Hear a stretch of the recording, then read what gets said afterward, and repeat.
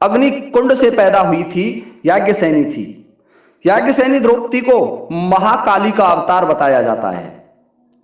अन्य कथाओं में भले ही कुछ भी बताया जाता हो, लेकिन मैं जो कथा बता रहा हूं इसके अनुसार द्रौपदी महाकाली का अवतार थी और खप्पर भरने के लिए पैदा हुई थी।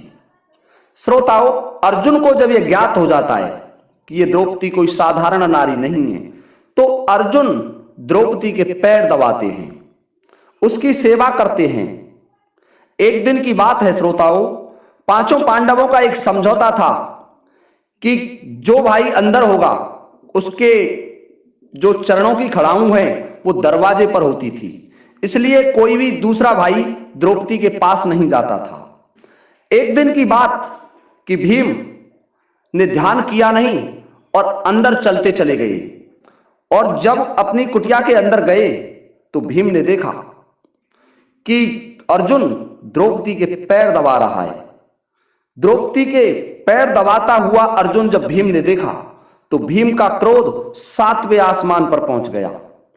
भीम अर्जुन पर गदा से प्रहार करने लगा तो द्रौपदी खड़ी हो गई और द्रौपदी ने उनको बचाने की कोशिश की। जब हल्ला हुआ इस बात का, हा हुल्लड़ मचा, उनमें विवाद हुआ, उसे सुनकर के धर्मराज युधिष्ठिर भी उनके पास आ गए और भीम से कहने लगे कि भाई भीम, तुम हमेशा कोई ना कोई झगड़ा करते रहते हो, घर या बाहर कहीं भी आप शांत रहना नहीं चाहते, क्या कारण है आपकी? कैसी आदत हो गई है? आप अब अपने छोटे अनुज अर्जुन को ही मारना चाहते हैं। तो इस पर भीम क्रोधित होकर के धर्मराज युधिष्ठिर से कहने लगा कि धर्मराज, आप मेरे सामने से हट जाइए, मैं अर्जुन को जीवित नहीं छोड़ूंगा।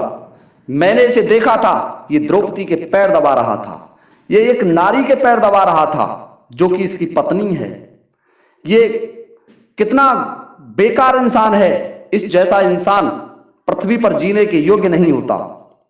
ये बात सुनकर के युधिष्ठिर कहने लगे,